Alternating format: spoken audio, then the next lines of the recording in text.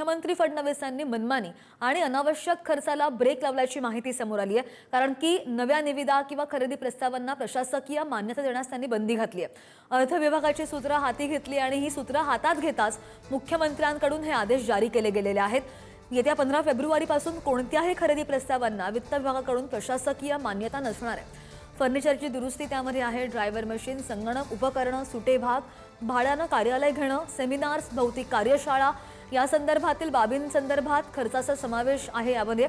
मात्र औषध खरेदीला या निर्बंधांमधून वगळण्यात आलेला आहे आणि आरोग्य विभाग आणि वैद्यकीय विभाग शिक्षणाला तसंच विभागाला औषध खरेदीसाठी परवानगी देण्यात आलेली आहे। केंद्र पुरस्कृत योजना त्याअंतर्गत राज्य हिस्सा तसंच बाह्य सहाय्यित प्रकल्पांमधील खरेदी सुद्धा हे जे प्रस्ताव आहेत त्यांना सूट असेल। आणि या संदर्भात आणखी जाणून घेणार आमचे प्रतिनिधी सुशांत यांच्याकडून। सुशांत, बरेच मुद्दे खर्चांच्या समावेशामध्ये आहेत। अर्थ विभागाची सूत्र जशी हातामध्ये आली, मुख्यमंत्री सक्रिय झाल्याचं दिसतंय।